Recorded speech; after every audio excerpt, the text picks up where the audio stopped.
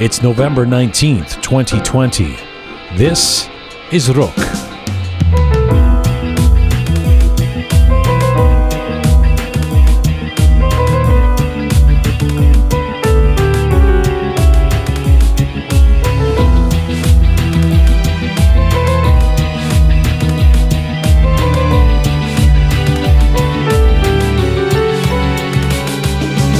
She was born in 1996 and entered Iran as an undocumented Afghan refugee as a kid, which meant she did not even qualify to be able to go to school. She found residence at an NGO and was nearly sold as a child bride by her mother twice. But Sonita found her passion, her resilience, and her voice for change in rap music and became a viral sensation around the world by her late teens. It's a remarkable story, and the rapper and activist Sonita Alizadeh joins me today for a feature interview about tradition, family, hip-hop, and her international mission to end child marriage. I'm Jian Ghomeshi. This is Roqe.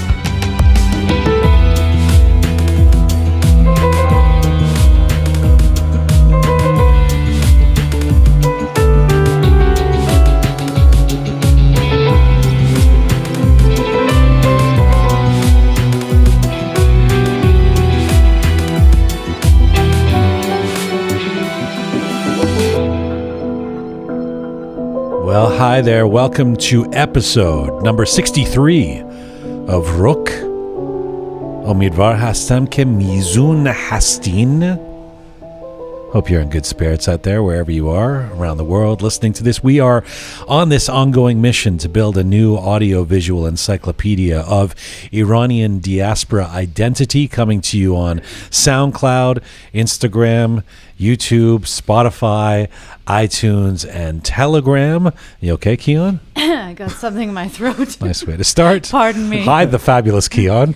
Hello there. Yes. It must be the chicken salad. That's right. I'm very much looking forward to our guests coming up here. Sonita Alizadeh. What a story she has. This is a young woman born into a poor family in Afghanistan. They flee the Taliban and make this harrowing trip to Iran when she's a kid. She grows up in a charity hostel, like an NGO in Tehran, nearly being sold, as I just said in the opening bills there, as a child bride twice by her mother, and then finds rap and hip hop music as her outlet. Rap, by the way, being banned in Iran, let alone for a woman to perform. You know, it's everything she does is heretical, and yet this is how she finds her voice. She creates this YouTube hit rapping about child marriage. Some folks out there will know the song immediately, of course, and becomes this human rights symbol now in her early 20s, studying in the States, continuing her music career, and with this story to tell, and on a mission to change the world. I like her music. I think she's incredibly smart, and she's quite an ambassador for change in the world. I have so much to ask her. I'm so grateful that she's coming up here on Roqe. Actually, her story reminds me a lot of Malala Yousafzai. It sounds very familiar to what she had to go through. The notable rapper Malala. Just that part's missing, but the whole, the journey that she had to go through coming from Afghanistan. She has been compared to Malala in terms of these incredible young women who are changing the world. How are you, Keon? I'm okay. You're all right? Why do you ask? Yeah, I'm feeling a little under the weather. Well, I don't because have you were COVID. coughing and spitting as the I show don't have began. COVID, okay? All right. Just you are rather close to me, so I want. A guy I know was asking about you. Oh, no. Asking after you, as they used to say. He was asking after you. Oh, was he? Yeah. Impressive guy. Oh, yeah? Good looking, single, non-Iranian. Interesting. Okay. Yeah. And actually, he's an artist, so he had heard the last episode with Parviz Tanavoli, I guess, and he heard you on it. And he goes, so Keon? And I'm like, yeah. And he's like, she has a great voice. And I was like, yeah, no, she has an amazing voice. I mean, people say that. You have a really nice voice. And so he says, and he saw your picture, I guess, on our website or whatever, the team picture, and he saw you, and he was like, so he says, what's the deal with that?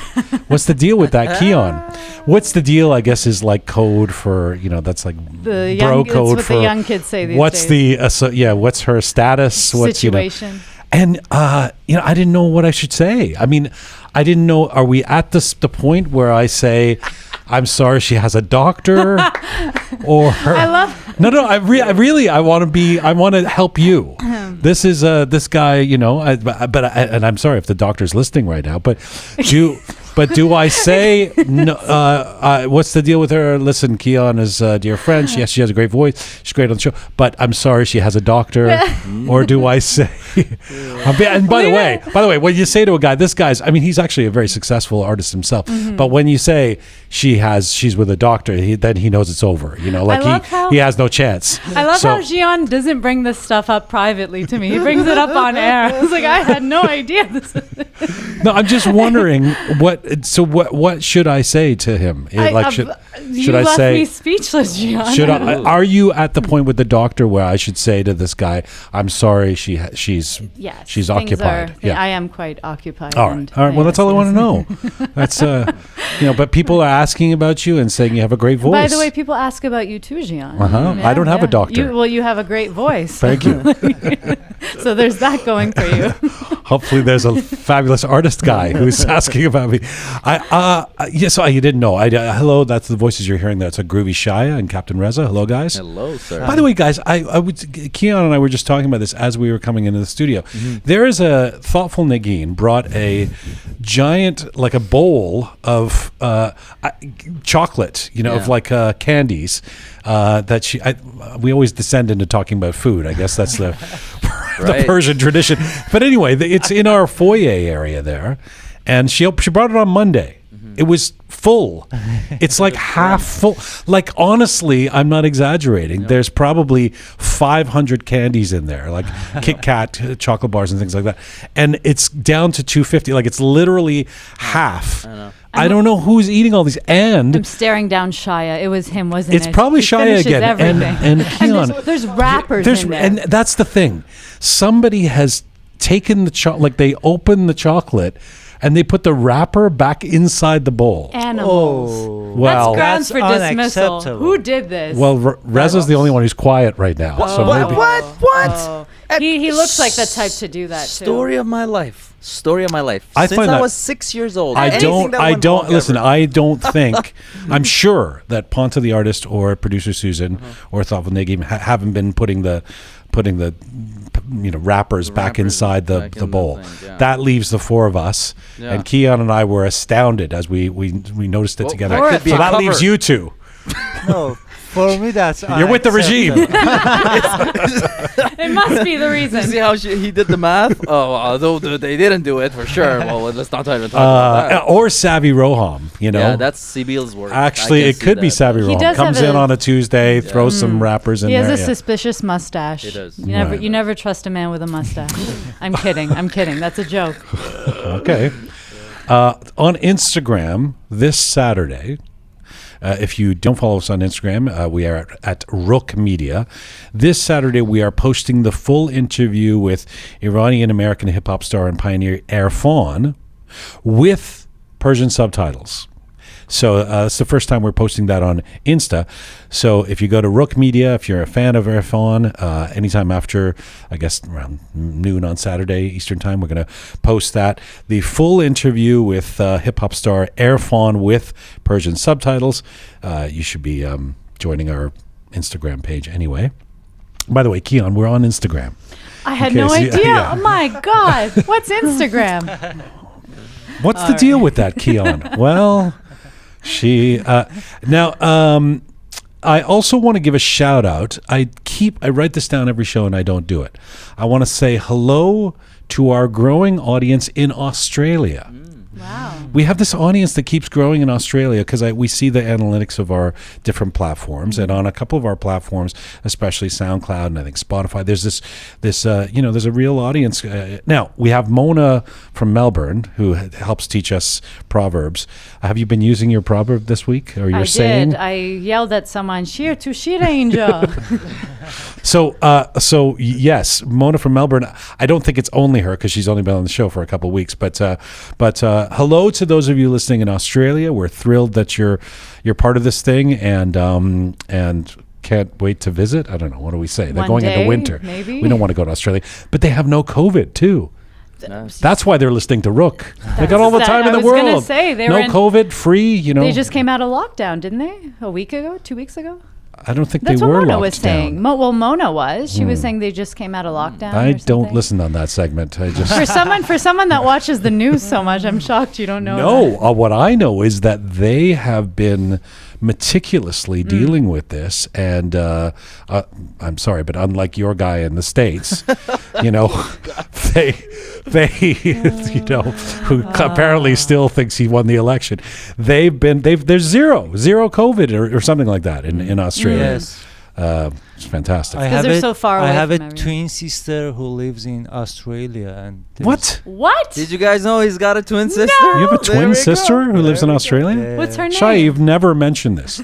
You've Really? never, I hope she's listening. You've never mentioned, you've absolutely never mentioned that you have family in Australia. Yes. That's who's listening to the show. Yeah, In the thousands. How many family members do you have? my twin sister What's her lives name? in Razia. My name is Reza. Her name is Razia. Yeah. Oh, Wow. Reza and Razia. What else are you hiding? I had no idea. So Not the wrappers that he throws back in the bowl. That's what we, She just gave a birth to her first child. oh. He became an uncle. What's the child's name? Daisha. Rosa. Oh, Reza, Rosa, Razia. Beautiful. I'm a Rosian. Yeah. Everybody's happy. So that's well, that's lovely. Where is she in Australia? Brisbane. Brisbane. Oh, nice. Well, anyway, hello to you all in Down Under. I don't know if that's what they say, but and I mentioned the handsome guy that Keon has now rejected, who was listening to the Parviz Tanavoli episode, the feature interview with the iconic Iranian artist on Monday.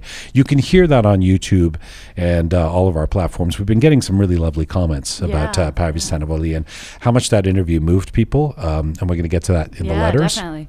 And, you know, I should give another shout out to Arjang Zania and his new venture, Nahid Corporation. You know, Arjang not only supported the Parviz Tanavoli episode, but has signed up as one of our patrons at the Roqe website. This is where you can make a little contribution that renews monthly to help support our show and keep us alive and growing. And it's very kind of Arjang, who's a big supporter of Iranian arts and culture in the diaspora, and also an unquestionably handsome man. Unquestionably meaning no one can question, but he's handsome. Roqemedia.com is the website, and thank you to Arjang and those of you who are signing up to be patrons. That means a lot to us. All right. Groovy Shia, Captain Reza, the fabulous Keon. We'll see you guys in a little bit. Let's get to our featured guest, yes? Yes. Thank you. She is a rapper, an activist advocating for humanitarian issues, and in particular, awareness around child marriage. Sonita Alizadeh is a force to be reckoned with and a pioneer of women's rap coming out of Afghanistan and Iran. Take a listen to this. به نام خدا به نام خالق کریم قلم و کاغذ و مایک آماده بزن بریم بازم ما دوم باید گفتنی خیلی کوتاهی بره 3 دقیقه بشی گوش کن نرو تو جایی دختر سکوت نکن تو هم بگو چند تا کلمه پشت تو قوی صابون کسی نزنه صدمه این با پیش میریم نگو هدف از ما دورتره رفیق دیدگاه ما از زیروس خیلی قوی تره نخستگی من اینه داره میریم تو رو از بهترین شرایط تو بو کرده گروه دختر چیزی مانه نمیشه از نسل امروزی ما مقاوم پیش میریم به سمت پیروزی در آماده و Yes, little taste of the song Bad Girls from her latest album. That is Sonita Alizadeh. And she's got quite a story with a poet's soul and an activist's passion. She uses rap, conviction, and courage to stand up for girls' rights, particularly on a campaign to address and end the practice of child marriage. So Sonita was born in Herat, Afghanistan in 1996. Her family fled to Iran to escape the Taliban regime, and Sonita grew up an undocumented refugee in Tehran. That means that without official papers, Sonita could not go to school. She learned to read and write at an NGO for Afghan refugees and took a special interest in poetry and music. She realized that rap was going to be her medium for speaking out. Sonita first gained public attention with the release of Brides for Sale. This is a video in which she raps about daughters being sold into marriage by their families. Brides for Sale premiered in 2014 on YouTube, kickstarting her career and now garnering millions of views. After releasing that video on YouTube, Sonita was contacted by the Strong Heart Group, which offered her a student visa and financial help to study in the United States, where she then relocated and has resided ever since. Her story is told in the documentary Sonita, which won awards in all kinds of places, including the Sundance Film Festival. Sonita was also named one of Foreign Policy Magazine's Global Thinkers of 2015, one of BBC's 100 Women of 2015, and has been featured in over 150 publications in 20 countries. Sonita now attends Bard College in New York, where she represented her school performing at the Lincoln Center last year. She's got more new music to release and coming soon, but first, right now, Sonita Alizadeh joins me from New York City today. Hello. Hello. First of all, I have to say that Bad Girls is my favorite song. Thank you for playing it because it gave me so much energy and I wasn't actually expecting that. So thank you so much for this great introduction and for inviting me. I'm thrilled to hear that. Actually, that was the song that I chose, hoping that it would give you the energy instead of just playing some of the old tracks that people know. Thanks so much for doing this. I guess first and foremost, how's it going there, being an American student and a rap star and global ambassador on the side? It's, I have to say it's very difficult for me. It was very difficult when I came to the US in 2015, because honestly, I couldn't speak any English except saying, hi, bye, I'm a rapper. So that was all that I knew. It was very difficult for me to adjust and to do well at my classes. And then, but right now, everything is good. I'm in New York, as you mentioned, at Bard College. I'm taking several classes. They're really hard, but I'm doing my best to pursue my dream of having a diploma, of graduating college. And everything is very well. So I'm doing well. I'm making new friends. I'm still working on music and still doing my advocacy work besides school. Okay, well, there's so much there I want to get into. And honestly, your story is remarkable. And it really is. I say this truly. It's an honor that to be talking to you. I think what you've done is incredible. First, let me start with the present. It was your birthday, actually, a couple of weeks ago. Happy birthday. I think you're old now. You're really old. You're 23. So I'm 24. Oh, you're 24. Wow. Okay. So it was your birthday and you asked for a donation. I saw a video of you asking for a donation for your birthday, a donation especially in the context of the pandemic. Tell us briefly, Sonita, about Parviz and Setayesh. So this was, I don't want to call it a project. This was a gift to two kids that my family, they kind of knew them. They live around my family in Afghanistan, in Herat. So obviously, pandemic has affected everyone, but mostly those kids that have to work, that have to support their own families. They're not being given the chance to play, to have their childhood, to go to school, to do what kids do, what children do. So those kids remind me of my childhood a lot, because when I was young, I really wanted to have a normal childhood. Actually, I didn't know what a normal childhood was. All I wanted to have was to have some fun, not to deal with family's problems, and to have a doll, to have toys. So when I saw those kids, when my sister was talking to me about them, so it actually touched my heart, and it took me back to what my childhood was. And they actually represent my childhood. So I decided to ask my friends not to have a party for me, but to give me like donation to give it to those kids to make their small wishes come true. So Parviz and Satayesh, they are both children working very hard. And recently we received about 450. We asked people about 300, but they were so kind to give us 450. And we were able to provide Parviz and Satayesh with food, winter clothing, toys. And it was just so great to see them their small dreams come true. So it was amazing. That's amazing. And these are little kids in Afghanistan who are being put to work. But, you say that people, at the same time as asking for donations and talking about stories like this, you always say, Sonita, in the announcements I've seen you make, in the videos that you post, in the interviews that you do, that people should not make an assumption about the parents of these kids. Like for example, that they don't love their children. You've also very publicly defended your own mother, who tried to sell you a couple of times as a child bride. Tell me how you have managed to have compassion for the parents in these situations. So I grew up in a very conservative family, and I know what my mother went through. So she was married when she was very young. So I understand, I use my reasoning why my mother would do that to me, because this was what she learned from her parents, from her grandparents. This was something that she had to do in order for her to appear as a good citizen, as a good woman in Afghanistan. So I always defend my mother because I know that it was not her fault. She loves me. She loves me so much. She loved me and she still loves me a lot. But she wanted to force me into marriage because this is a practice that has been done over and over. And two of my sisters, they have been married at age very, very young, maybe 13 or 14.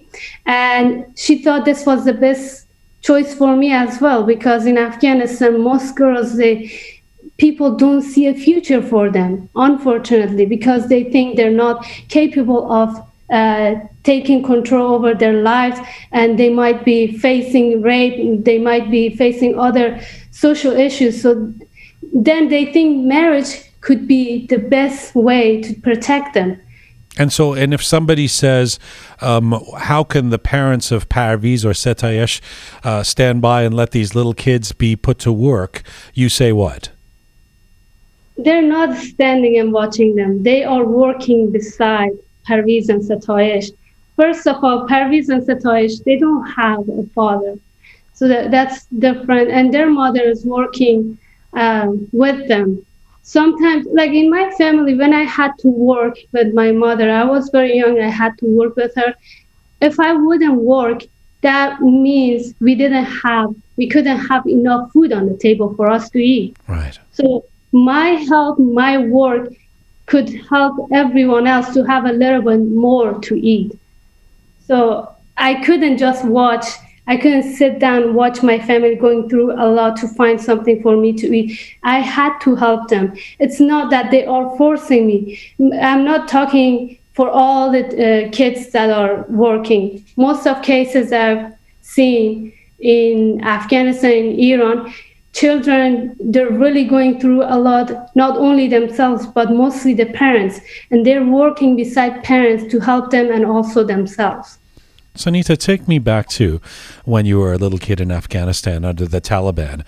When I say that, Sonita, you, little kid, Afghanistan, what first comes to mind? What do you remember most about that time? What I mostly remember, maybe war, poverty, and childhood. I had one best friend that I never saw her again when I left Afghanistan. It's mostly about one friend that I had in my childhood: war, poverty, and immigration. It's not. That doesn't sound like a very positive image of what you remember from your childhood in Afghanistan. That's true. I'm sure I had good times too. Like my favorite memories are from Eid, a holiday in Afghanistan. I remember good memories from holidays Eid in Afghanistan, but it's mostly dominated by negative, by like war. Of course. All my memories, but also when I get to like think about my past, I just review what happened to me. Sometimes I'm kind of like happy because I feel like those hard moments, those hard situations shaped me even better. I'm not saying that everyone has to go through something to like feel stronger and find themselves. Yes. I'm just saying that I didn't surround to all the issues, all the problems that were surrounding me. So I actually started to compete with them, even though they were more and very, very stronger than me. But I didn't want to lose myself to all the negativities around me. The story goes that your family fled Afghanistan because your brother's life was in danger by the Taliban. I know you got stopped by Taliban authorities in the car with your family as you were trying to leave to get out of Afghanistan. You've described that as one of the worst moments of your life, and I'm sorry to make you talk about it, but what can you tell us about what happened in that moment? First of all, I should say that we left Afghanistan mainly because we were all in danger. So every day we felt like death was following us, and we had no other solution but to leave our home and go to Iran. On the way going to Iran, our car was stopped by the Taliban. I remember bad memories. I have bad images of the Taliban, always with gun, always very, very mean, very aggressive. But when that happened to me, to my family,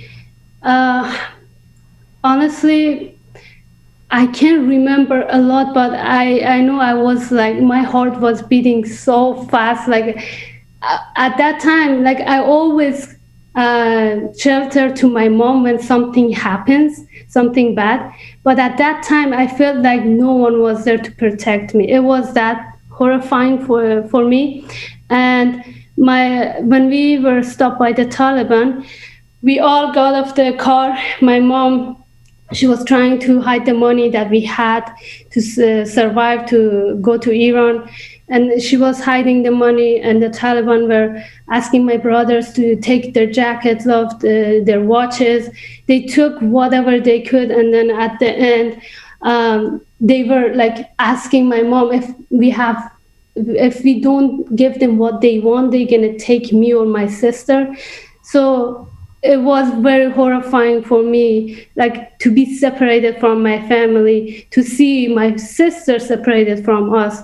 So it was very, very shocking. And even when I talk about it, even now, I'm just like speechless. I don't know how to describe it. Yeah, that's pretty nightmarish. And when you're 10, your family first considers selling you into marriage. The wedding didn't end up going through.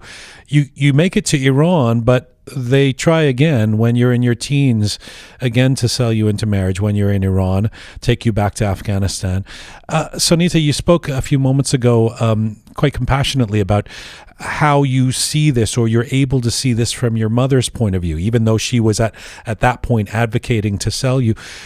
What about from your point of view as a child? Were you always aware that this may be your eventuality, and how do you even prepare for that as a little kid? So when I was around 9, 10, or 11, I thought it was a game happening, and then I wasn't actually aware of what was going on. I didn't know there was like a marriage for me, there were suitors for me, and all I was very, very happy and interested in, it was the fact that they were giving me too much attention, and I had new clothing, new shoes, a lot of different food to eat. So it was very, very exciting for me because I thought it was a game and I had all the attention. But when I went to Iran, when I was around 15 or 16 years old, I was actually waiting for it because at the NGO that I was learning how to read and write, all my classmates, most of them, they always appeared in the class with bruises on their faces because of standing against their parents, against this tradition, saying no to child marriage. So I thought, because we are all from the same culture, so I was waiting for it to happen to me. Also, my family, marriage in my family, marrying at a young age, it was such a big deal. And eventually, my mother came to me. I was in Iran living with my brother, and she told me that there's a man waiting for me in Herat. I have to go with her and get married because they needed the money to pay for my brother's bride. And at that time, I mean, I wasn't too shocked because obviously I was waiting for it. I was waiting for something to happen to me, something that happened to my sisters, to my mom, to my friends. So now it was my turn. And the reason that I could not give up on it, the reason that I wanted to stand up against my mother, who I love the most, and I respect her the most, I had to stand up against her because I could see my dreams. That NGO helps me a lot to see who I was, to see what my dreams were, to see where I wanted to be in the future. So all those dreams empowered me to stand up against my mother. And I had so much fear, but all the dreams, they were so much more stronger than the society against me, the traditions. So that is why I told my mother, I said, you have to give me time. And at that time, there was a woman named Roqe Team who helped me a lot, who supported me with all my decision, and who actually gave me more energy and more hope to continue rapping. She's the one who makes the documentary, right? That is true. Yeah. So at that time, she was following me with her camera. Like, she wanted to help me with making 1 or 2 music videos. And then after a while, she understood what was going on in my life, and she thought my story was more interesting than just like making music videos for me. Also, because in Iran, as you know, rapping, singing solo for women, not even solo, whatever, it's illegal. Not so the norm. She was interested in like following my story, how I got the courage to go against the laws. And when it comes to your dreams, this is such an interesting twist in the story, because your outlet becomes rap music. I love that. And it's interesting because at one point in that documentary that you just spoke of, you tell a music producer that you had tried pop music, but it just didn't speak to you. It didn't work for you. You couldn't express your ideas and activism in the same way as rap, which reminded me of, I mean, that's where rap started, on the streets of New York, where you are now, where with young guys going, this is our outlet to talk about our lives. Tell me about what rap music does for you.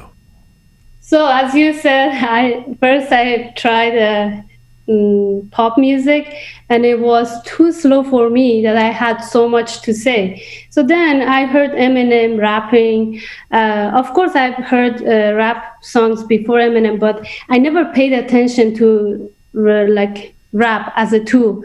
When I heard him like rapping, he was so angry. I felt like so connected to him because I was so angry, and with whatever was happening around me, to my friends, to all the kids at the NGO.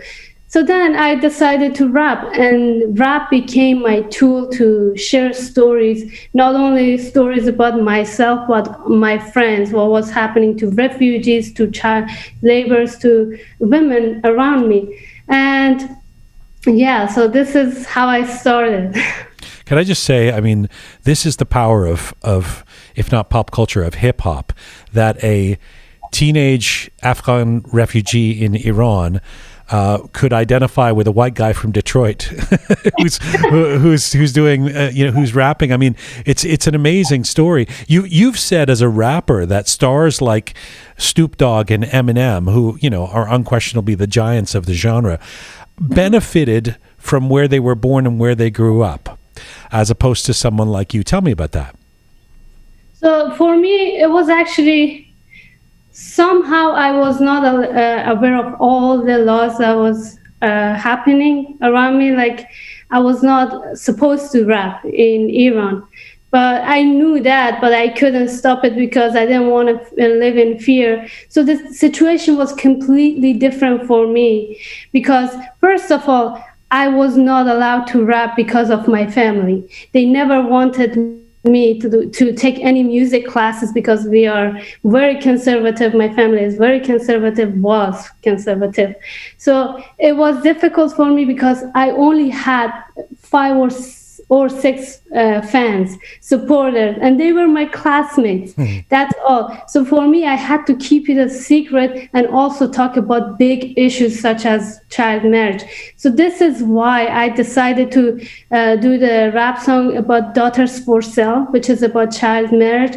And then when Roqe Team put it on YouTube, I was so scared. I was very, very scared that I turned off my phone for a while because of my family, because suddenly it went viral. So the situation was very scary for me because not even my family was supporting me, no one but just a few friends.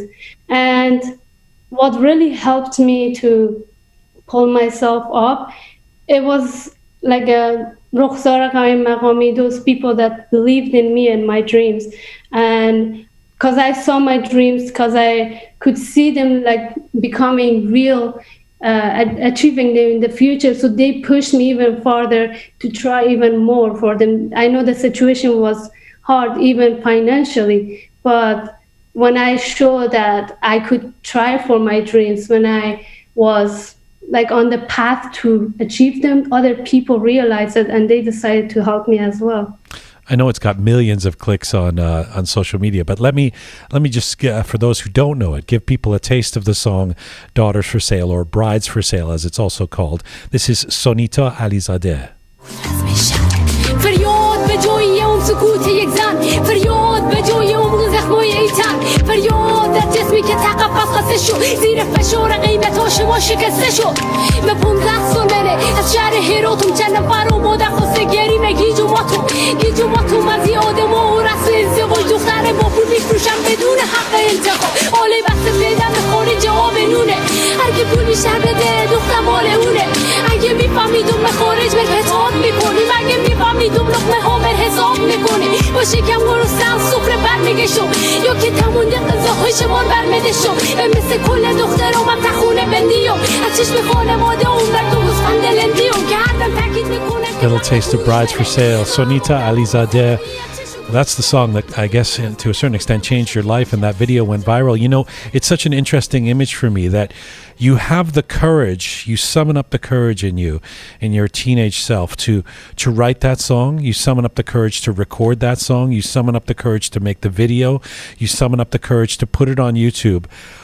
But then when it's out there, you turn off your cell phone because you're so worried about what might come of it. And because it is scary, can you tell me about the feeling you had when you actually released that to the world, even before you knew it was going viral? So the feeling, obviously I was not sure what could happen to me. At that time, I was actually hiding in my friend's house, Roqe Team, because of whatever was happening in my personal life.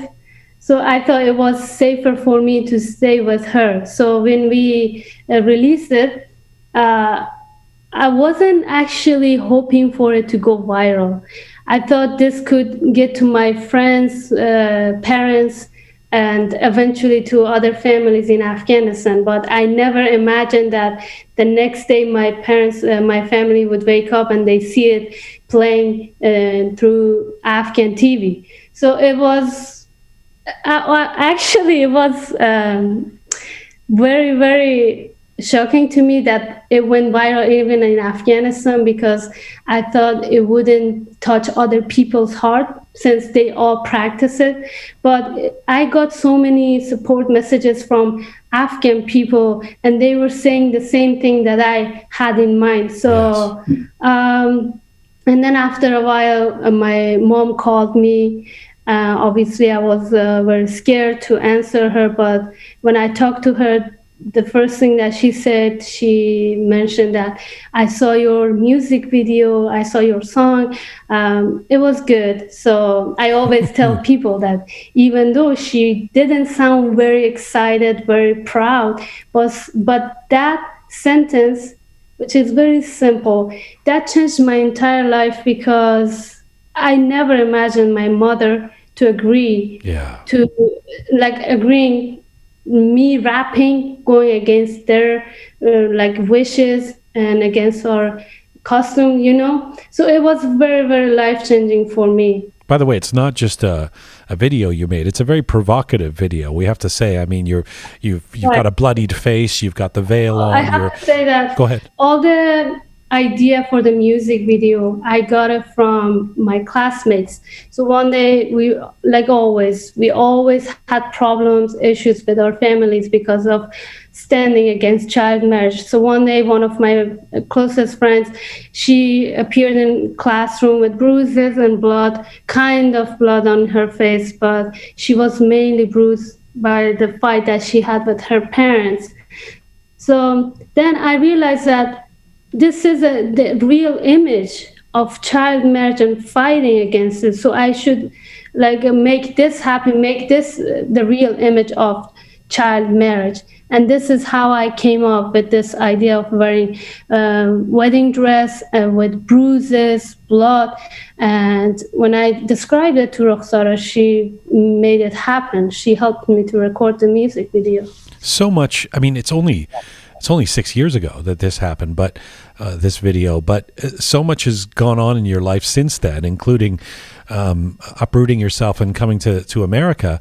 What is your relationship to that song now? Do you still appreciate it? Does it feel like an old you, or does it feel like it's still you? How do you feel about that? It's never old to me because wherever I go, they play Brides for Sale. Sometimes I want to tell them, I have other songs too. It's not the only one that you keep playing it. So it's one song that I'm always asked to perform because this is what happened to me. This is my story and the story of millions of girls around the world. And to me, it's a little bit sad whenever I perform this song. No matter how I feel, like if I came from a party before that, when I get to rap that song, it just breaks my heart. I feel like I'm about to cry. So it brings everything back to me, like what happened to me, what happened to my friends. And I still want to perform this song because I feel like although the lyrics, it's hard for other people to understand it, but they can understand the music video. They can see what's happening. They can see the real image of child marriage and understand that what other girls go through if they achieve their freedom. Sonita, around the time when Brides for Sale is becoming a hit, you also enter a U.S. competition to write a song to get Afghan people to vote in their elections. And you win. You win the competition and you win $1,000 prize. Now, let me just set this up for people. You're still in Iran. You're still risking being sold as a bride by your family. You're still not ensured that you're coming to America or anywhere else. And yet you send, as I understand it, you send all of that prize money back to your mother who was in Afghanistan. It's quite a special decision you made there. Tell me about that decision. I feel like in so many countries, it's not easy for us, for kids, to just enjoy all the opportunities that they have or all the privileges. Because I knew my family wasn't doing well and they were not in a good situation in terms of money. So when I received that, first of all, the image that I had in my mind, it was that I should send that money to my family, to my mom especially, so she can see that as a girl I can make money and I can support them. And I wanted to do that because I was doing fine in Iran. I could work, I had something to eat and a place to live. but my family, I wasn't sure if they were having food or a place to eat, So I wanted to support them financially. And it was mainly for them to prove that I can, like my brothers, I can make money too. I think I appreciate what you've just said, but I think you're being incredibly modest. I think it's a very special decision. No one would have blamed you if you said, well, I'm going to send half of it to my mom and keep the rest and buy myself some musical instruments and hoodies, or whatever. It speaks a lot about who you are. Thank you. Yeah. So for me, it was like at that time, I was taking guitar lessons. So I had what I wanted. And when I sent that money to them, it actually made me feel really, really happy and proud of myself. So it was important for me to make this decision. You end up getting this scholarship to come to the United States to study. Now, you had always dreamed of America. Actually, I never dreamed of coming here. Like, I knew, like, I liked the place by watching the movies. Like, whenever I watch movies happening in New York, I was like, what a beautiful place. And people are so kind. And so I never imagined actually I could come here, but I wanted to go to other places, But the funnier part to me is that you had these aspirations, like you saw Rihanna videos and you saw a place like New York, but you end up first having to move to Utah, which is a beautiful place. But that was so interesting because I was sleeping, and then when they said we're about to land, so I woke up and I'm like, I feel like I'm about to see something like New York, all the big buildings, tall buildings. And then I opened my eyes, it's like all mountains. And I'm like, where are we? And I was in Utah. But at the beginning, I was very, very sad that ending up in somewhere like in Utah. But eventually I got used to the place. And actually, Utah, Mount Pleasant, it reminded me of my hometown, Herat, with all the mountains. It's just beautiful. So I'm happy that this happened to me. I mean, you were obviously in Utah, you were safe from any imminent threat of enforced marriage, and you were able to go to school for the first time, but you didn't know English very well, as you said. You were alone, you were away from your family and away from Iran and away from Afghanistan. Was it difficult to adjust to being in the West?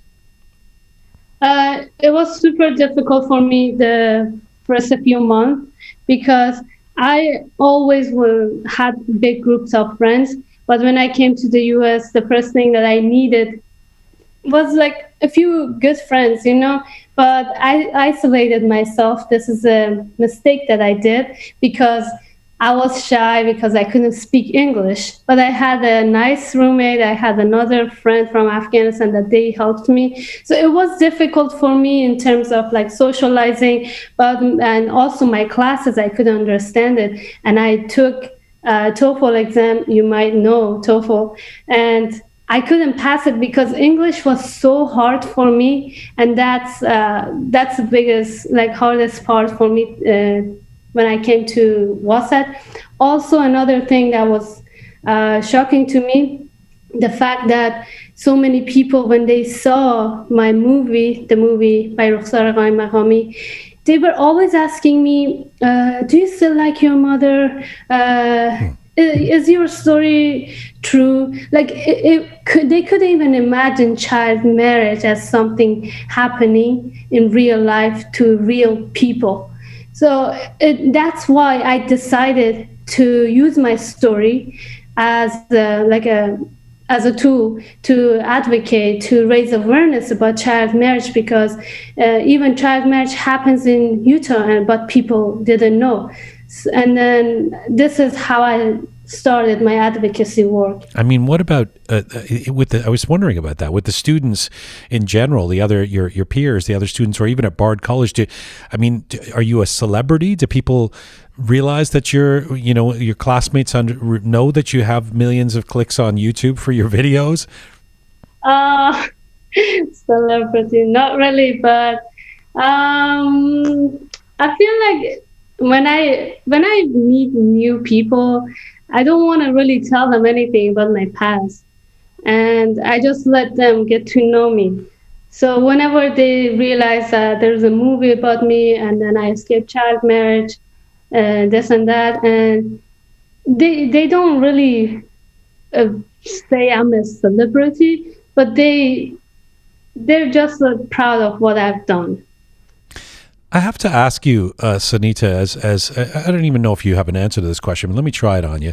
As someone who's now been in the States for a few years, as someone who's sitting in New York City right now, your dream partly was always to be in America. There's a moment in that documentary where the teacher says, hey, you know, you're I guess you're young at that point. You're 14, 15 years old. And they say, you know, what's your dream passport? And you fill in the passport saying that you were born in the States and that your parents were Michael Jackson and Rihanna.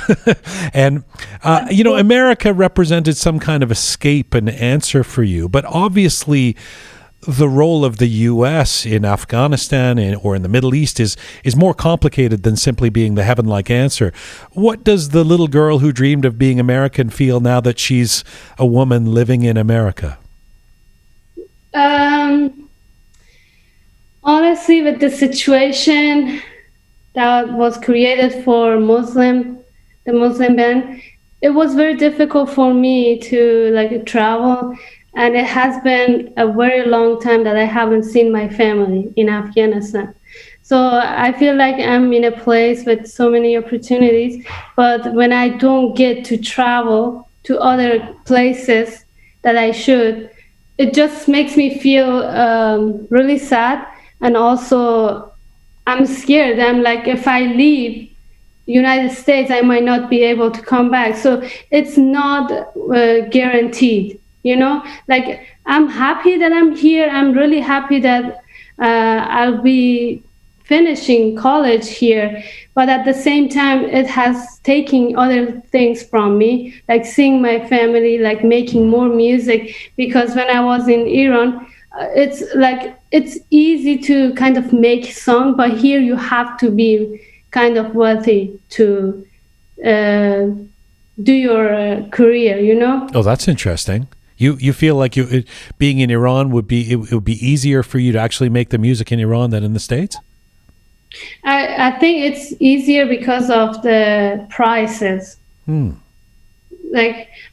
I have to mention that I'm really lucky to have friends who are willing to help me. But in terms of like making music video or something like that, it's very difficult. Also, if you are an international student living in the US, it's difficult because you cannot make money if you're going to perform. You cannot do anything but school.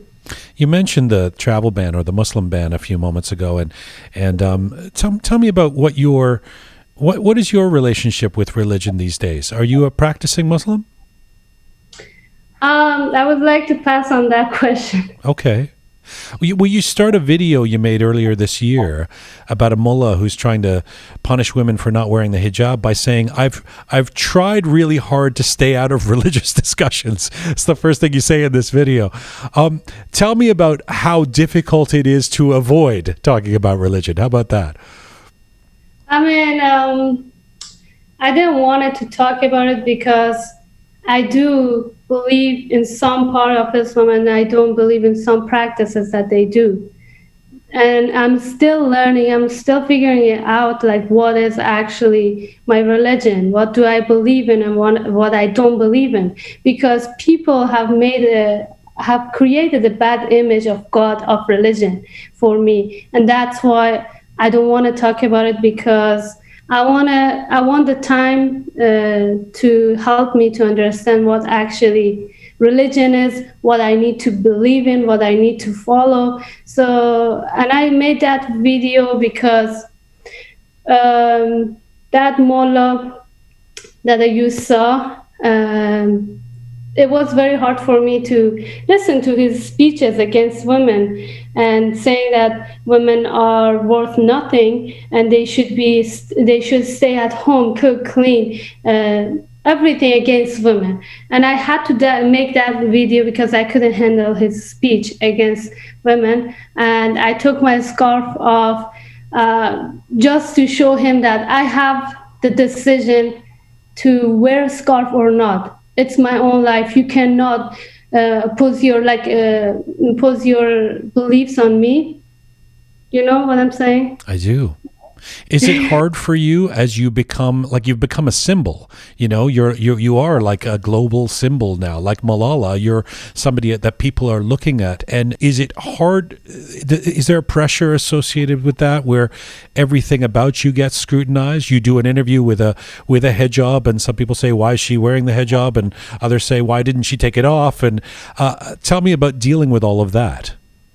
So it is complicated because sometimes I wear my scarf, sometimes I decide to put it away.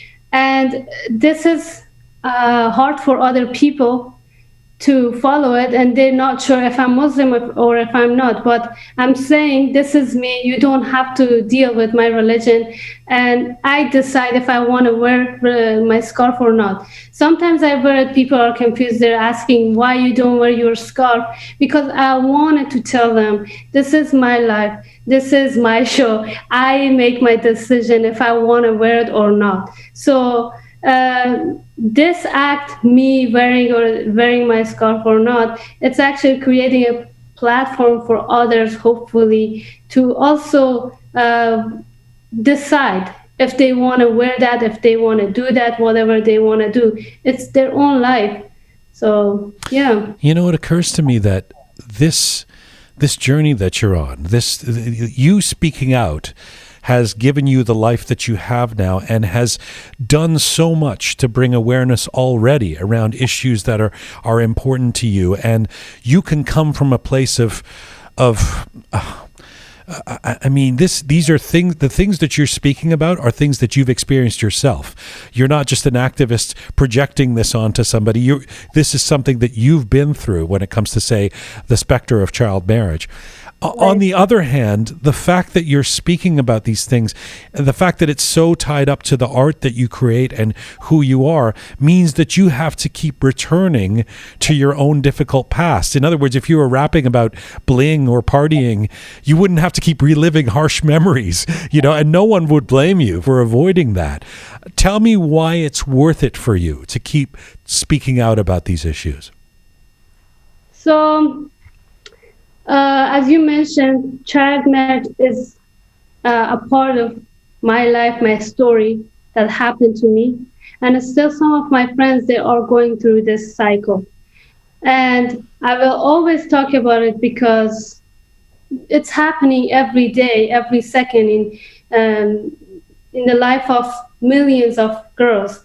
This is something that I am very passionate about, and I'm trying to raise awareness about this issue through music. But also I talk about other issues like religion, like politics, the situation that is in Afghanistan right now, because I feel like I'm responsible for whatever like is happening. I have to say something to that. And sometimes it might not be right, sometimes I might not be correct, but the thing that I really care about is that I'm advocating for my people to stand up for their rights, to not give up, to see the possibility of having a better future, of gaining freedom in the future. So I'm just trying to empower them, whatever I can to do, like whatever it causes, like it takes, I want to do that. And because I'm at that situation, I feel like I could encourage so many girls, so many Afghan people to stand up for themselves. And I don't want to miss this chance to help them, to speak for them, you know? So just to honor the platform that you've created, if there are people listening right now, as there are in Los Angeles or in Melbourne, Australia, or in Germany, what would you most want them to know about the current practice of child marriage and what we may be able to do about it? So I always tell everyone that please don't think that it is family's fault, like the parents, because they are still learning. They love boys and girls, they love their children, but they're not sure what other possibilities are there for their girls. So I don't want them to misjudge the parents ever, and try to learn more about child marriage by joining NGOs like Girls Not Brides. And they always have small events for people that they can be active, that they can raise awareness about child marriage through their own authentic way.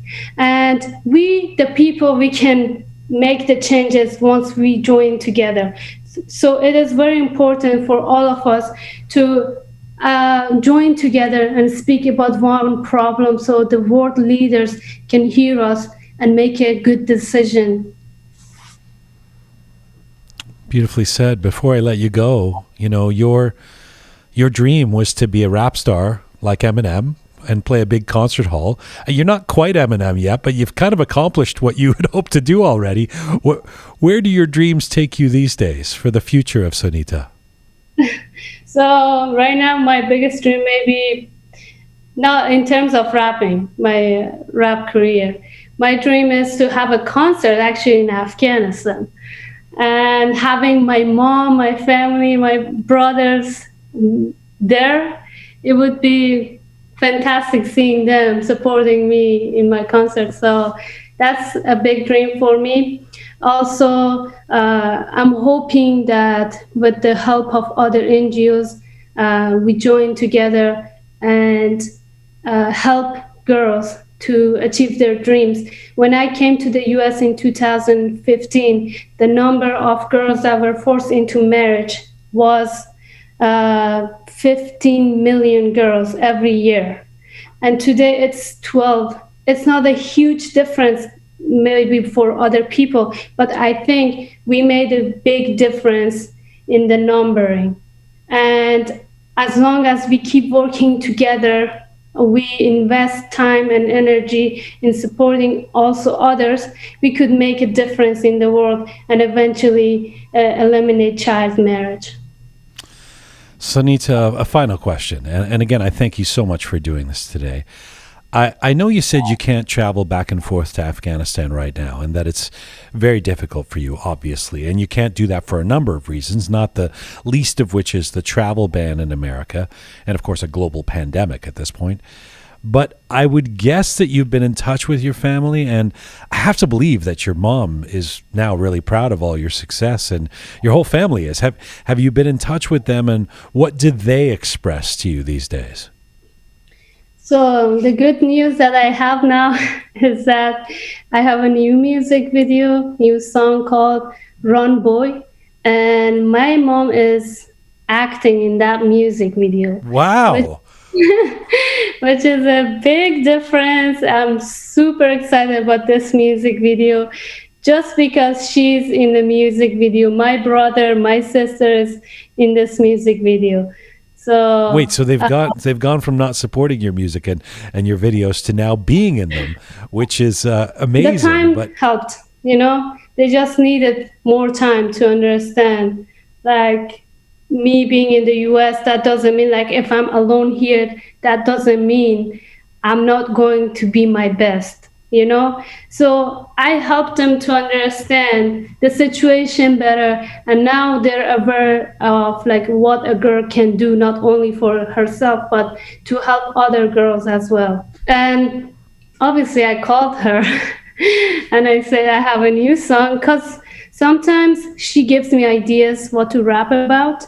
And this time I asked her, I requested, I said, could you please appear in this music video?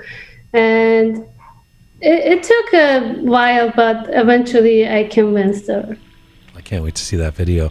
Listen, thank you so much for the time you've taken. Thank you for what you do, and it's been a pleasure getting to talk to you. Thank you so much. Khudafis. Yeah, take care. That's Sonita Alizadeh, the Afghan rapper and activist advocating for humanitarian issues and a particular awareness around the practice of child marriage. Sonita joined us from New York City today.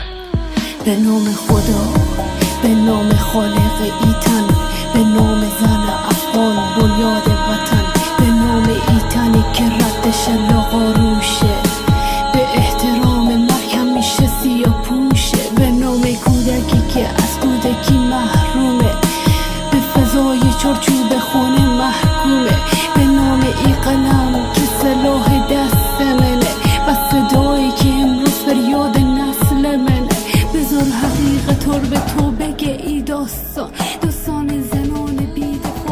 Afghan Women by Sonita Alizadeh. Actually, Shia, let it play out. Bring it back up.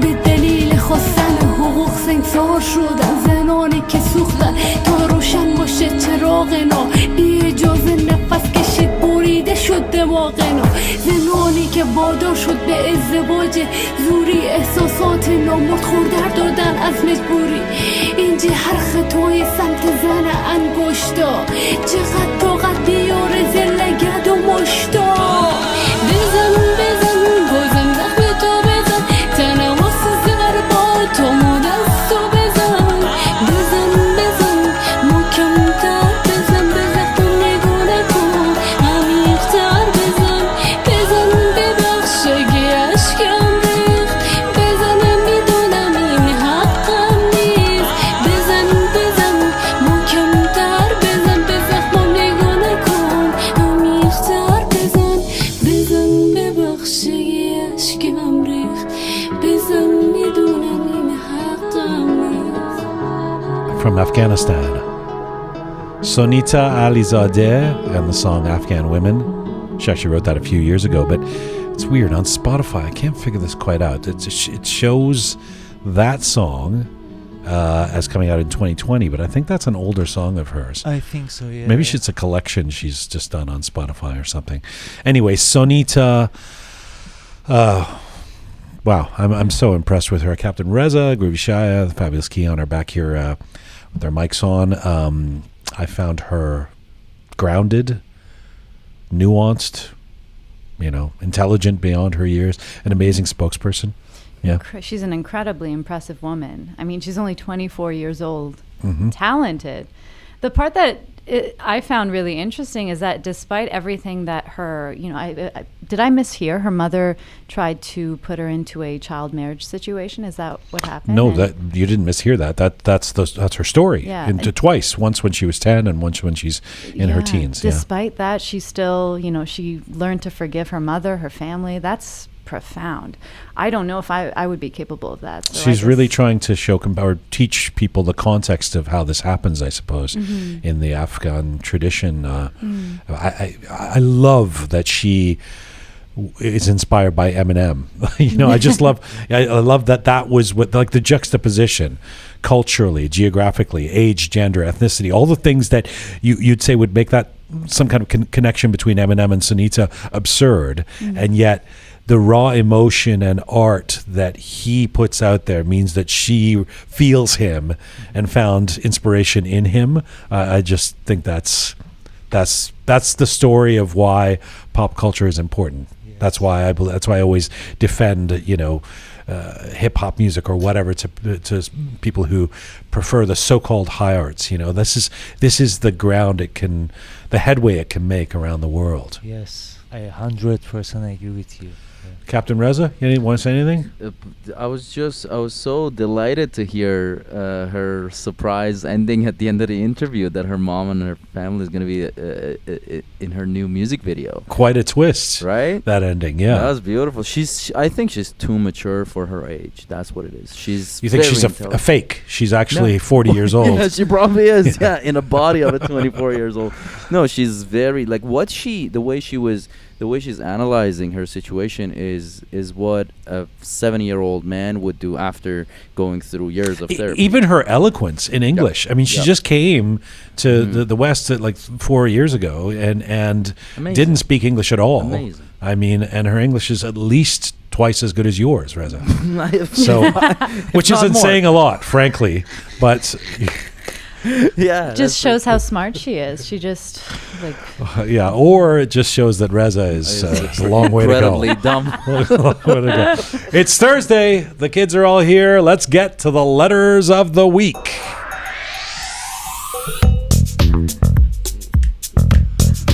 Huh? Wow. How about that, Kian? It's about damn time. A new letters theme. Shia has been slaving at this. Day and night. Of course, it sounded a lot more like a confusing alternative jazz piece before I start screaming at him. And just make it simpler. Make it simpler, Shai. Listen, great. it's a step up from that melodramatic theme that we had before this. Shai, you can turn it down a little bit. I can't- barely hear Keon. I can't hear my He's own all thoughts. excited with his new theme.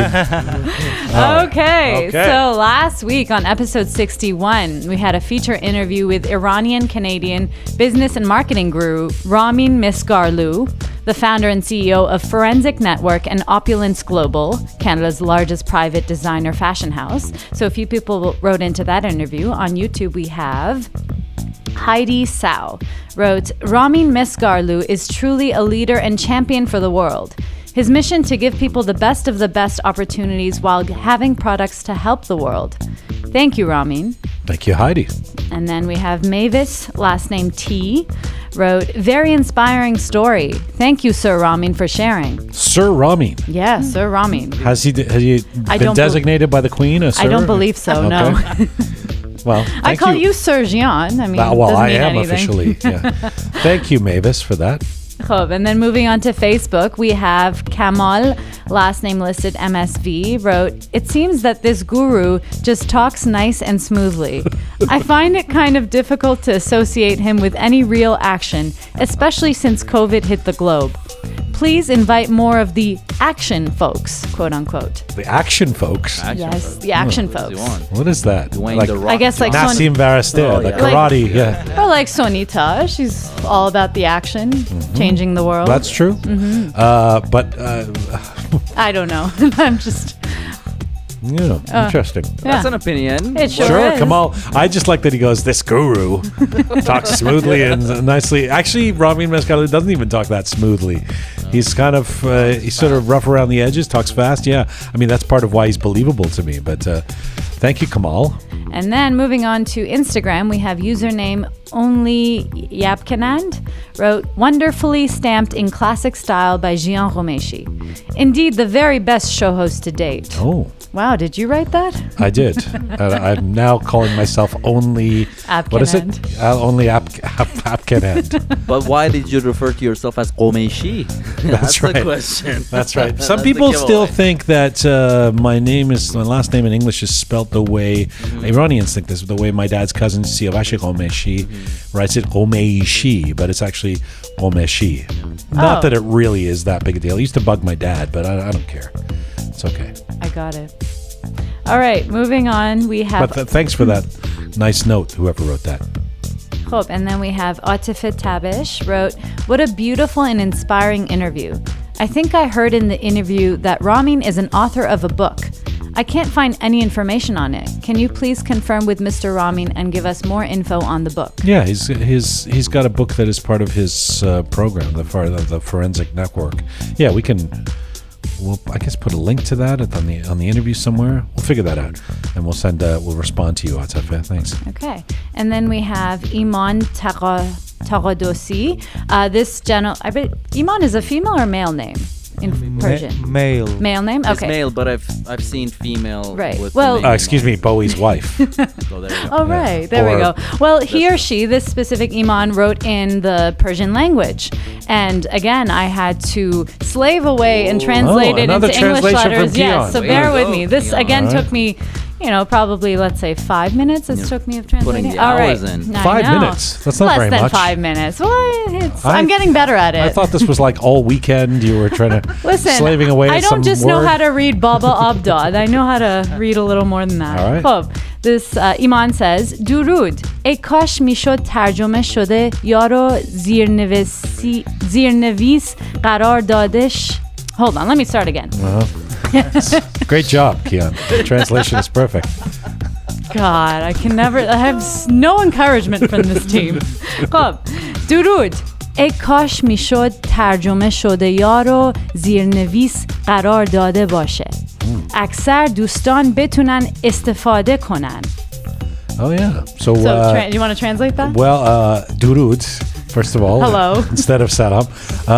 I wish that we had Farsi subtitles on these so that most people who could use those, who speak Farsi. I think person's writing in Persian, so I guess they would prefer that we have Persian subtitles. Very well done, Keon. Keon Thank you, June. and good job translating. Oh, You thank see that? Yeah. Reza and Shaya, Yeah. we're not so bad in Persian. Hey, between the two of you, there is a half a Farsi. All right. Should I punch him or should you? No. All right, moving on.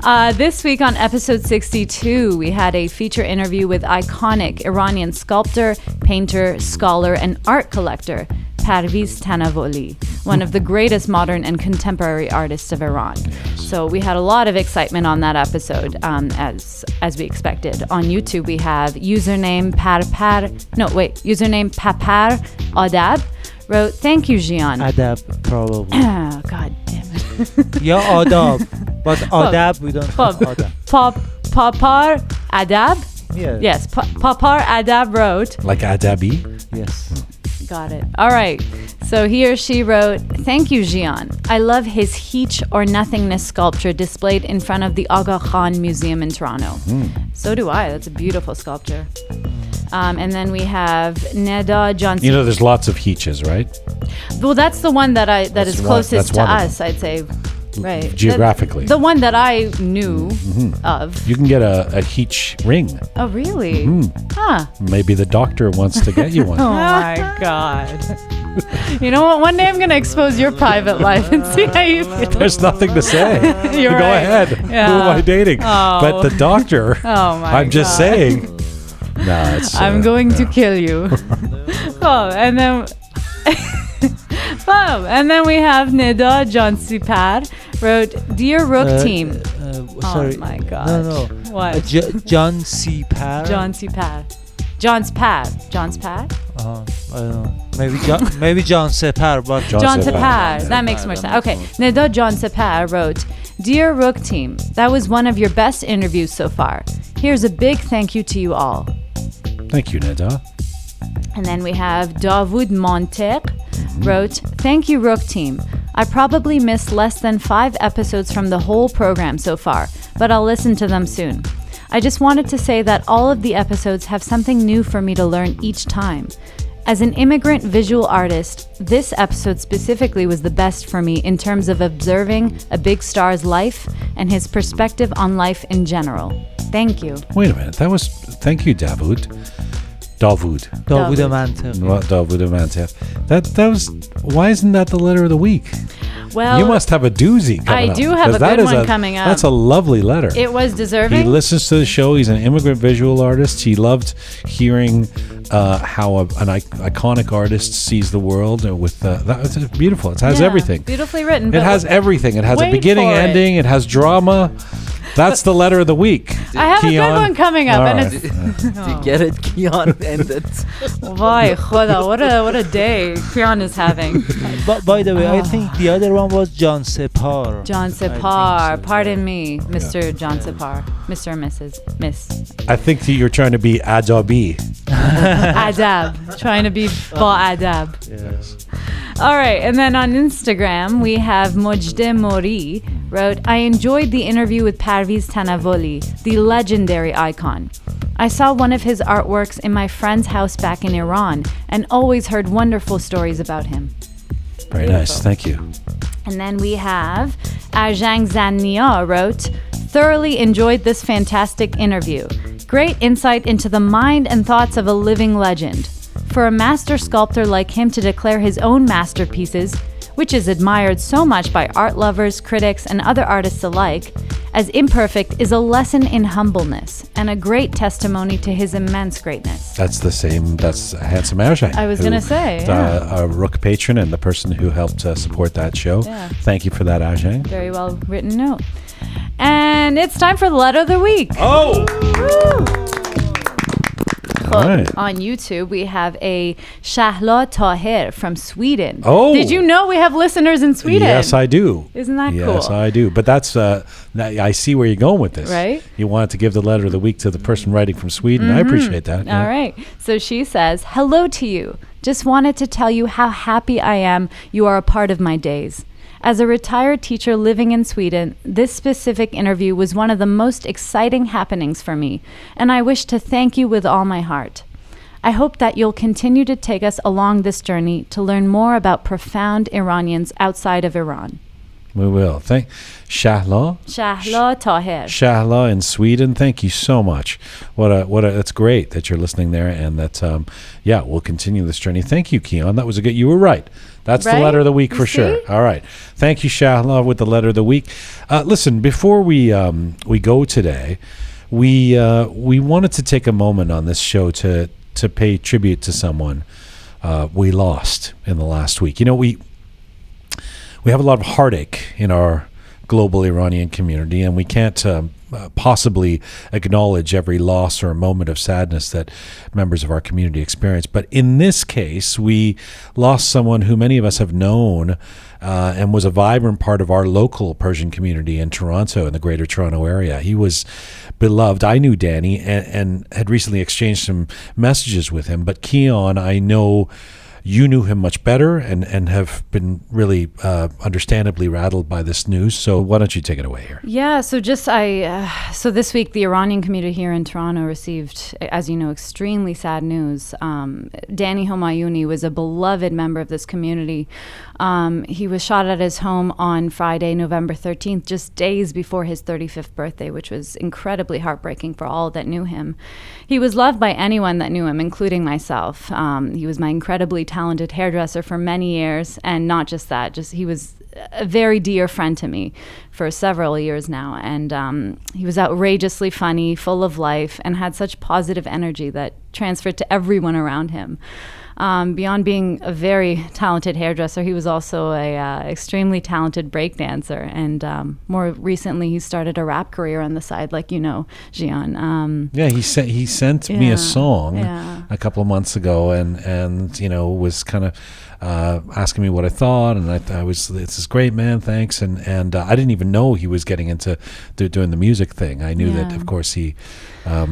You know, I'd see him around. I knew he was a stylist and all that. But So generally, just a loved man for anybody that knew him. He'll always be remembered as a wonderful human being that spread joy wherever he went. And it's a huge loss to our community here in Toronto, and we'll miss him a great deal.